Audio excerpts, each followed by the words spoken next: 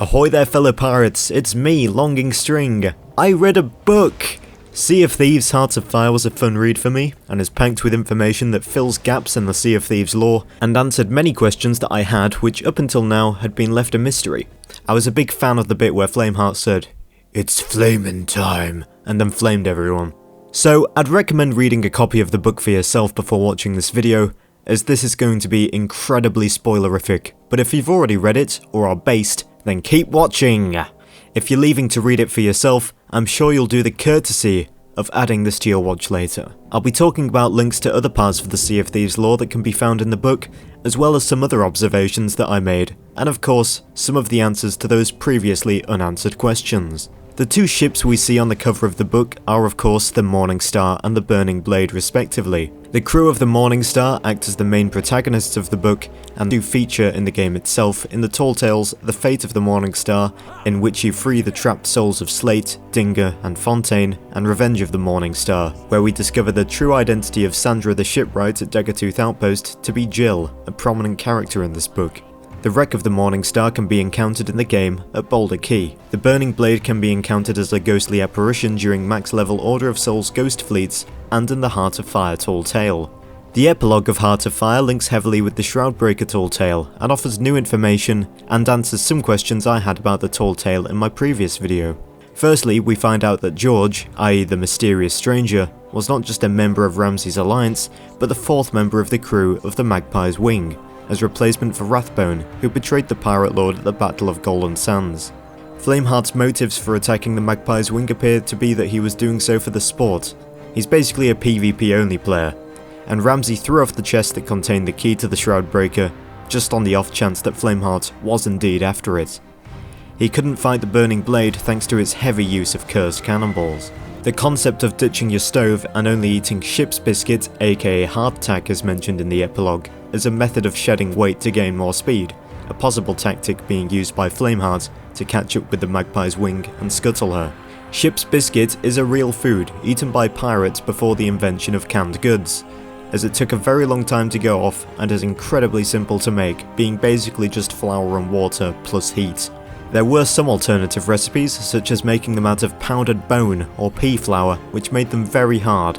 They'd only become possible to eat when they became soft and stale, and at that point they were often infested with weevils and maggots. It would make sense if Flameheart's crew had eaten the bonedust variety based on the rule of you are what you eat. If I get 500 likes on this video, I'll make a video where I make ship's biscuit. If I get 1,000,000 likes, I'll use pounded bone and eat maggots. Anyway, I got a bit off topic there thanks to literally one throwaway line in the book. Final fact from the prologue is that the captain's logbook from the Shroudbreaker tall tale was in fact written by Mercia, who also wrote the journals on this tall tale. One thing I was a little confused about when I read Athena's fortune is how the Morning Star could be split in half by a kraken, then be completely fine at the beginning of the events of the Fate of the Morning Star tall tale. It's explained in the book that the remains of the ship were salvaged by merfolk and repaired. I feel like it would probably have been easier just to, make a new ship, but that wouldn't be nearly as cool. Another of the Morning Star's achievements listed is that it faced off against the Twisted Knife at the Siege of Crescent Isle, an event which we have never heard about before, and hopefully will someday. But this could explain the target practice that seems to have taken place at Crescent Isle. Captain Rook, the main antagonist of the Wild Rose tall tale, plays a minor but impactful role in this story, and appears to be in the transition between a flesh and blood pirate to a skeleton thanks to her handling of cursed objects, which have degraded her mind, as well as her flesh and organs. She is described to have sunken eyes and have strands of hair sticking limply to her gaunt face. We find out a lot more about Flameheart in this book, including that his plan is literally to take over the world, after the Sea of Thieves of course. His followers are deceived into believing that he stands for freedom and the pirate's life, however, those who see him for the tyrant he is understand that the only freedom he truly cares about is his own, and his powerful friends. I feel like there's some political connotations there, but I'm too scared to get into that kind of thing right now, and I don't want to be shouted at. In the interlude, we discover quite a bit about Flameheart's earlier life. He was a bully since childhood, and under the name Flameheart before he ever entered the Sea of Thieves, since his crew said they could practically see his heart burning in his chest in fury. We also discover that Flameheart Jr. was abducted by a ship that Flameheart ransacked. The mysterious figure known as the Captain, who is responsible for Flameheart Jr.'s, i.e. the Servant of the Flame now being a skeleton, was the captain of the Burning Blade before Flameheart committed mutiny and took over the ship. I suppose what Captain did to Junior was some form of revenge. Although Junior became a skeleton due to him drinking from a cursed goblet, it appears that Flameheart and his crew became skeletons due to a complete lack of humanity, overcome with obsession and darkness. The beginning of Chapter 7 mentions that Plunder Outpost was a recently built settlement. However, this is inconsistent with the detail in the game, as it is mentioned in one of the Shroudbreaker journals that the Pirate Lord and Mercia went to Plunder Outpost to find out about Tribute Peak, an event that took place around 20 years before the events of this book, according to the historian's note at the start. This chapter also mentions that the Gold Hoarders have a secret compartment under the carpets in their tents. Merrick makes a minor appearance in Heart of Fire, including a very rare appearance from his right arm and 2 legs, and it's mentioned that he once served on a ship called the Golden Colt. It also seems to explain how Merrick's shanty awakened the Megalodon during the Shrouded Deep event, as he unwittingly takes a drum sourced from a big ancient ruin featuring a Megalodon. The notes of his new shanty also seem to have been inspired by the ancient ruin. Also, this implies that the Pirate Lord wrote this maiden voyage journal as he was a ghost, given that it makes reference to Merrick summoning the Megalodon, and this book confirms that the Pirate Lord must have been dead by the time he did that. In Chapter 11, we discover that the rock that supports the Sea Dogs Tavern once supported a skeleton fort, which was dismantled and was built into what it is today by DeMarco and his sister Lassetti. That explains the similar architecture. Another journal-related inconsistency I've uncovered is in Ellie Slate's second journal in the Revenge of the Morningstar Tall Tale, which reads as though the man had never encountered a skeleton lord commanding legions of undead before, despite the fact that in this book, he literally has a sword fight with a skeleton lord commanding legions of the undead. I think I may be getting a bit nitpicky here, but I don't care. The ancient key MacGuffins in this story have the same description as the ancient key that we find on Lorena's voyage. We also discover that the Tunnel of the Damned is experienced very differently by different pirates. Dinga complains that there was a bright swirling maelstrom all about them, whilst Jill was sure that— Oh my god, shut the fuck up! Jill was sure that the fog through which they had sailed was parted by the sun to reveal familiar horizons. Fontaine claims that the landscape was slowly built around them from swirling mists.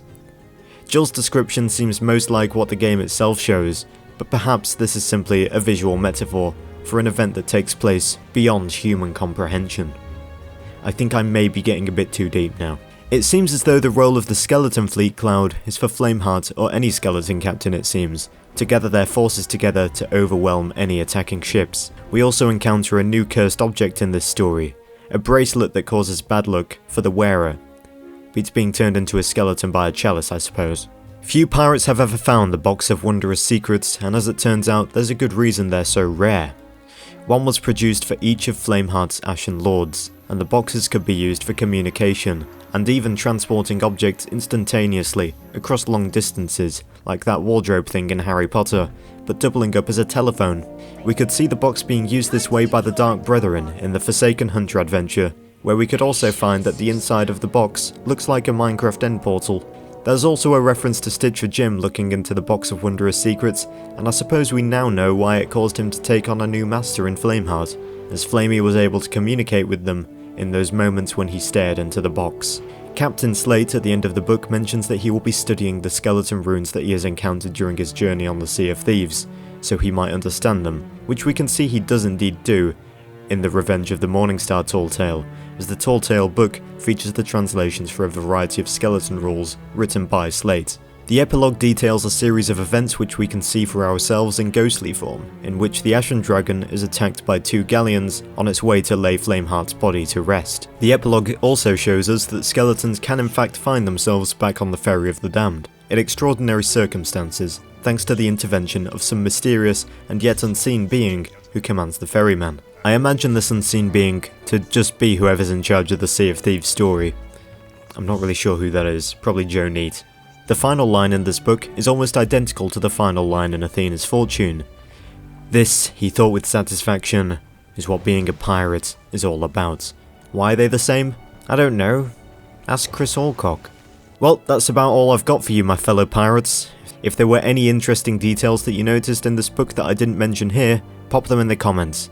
Great book, 1 flame million out of 10. Until next time, safe voyages everyone.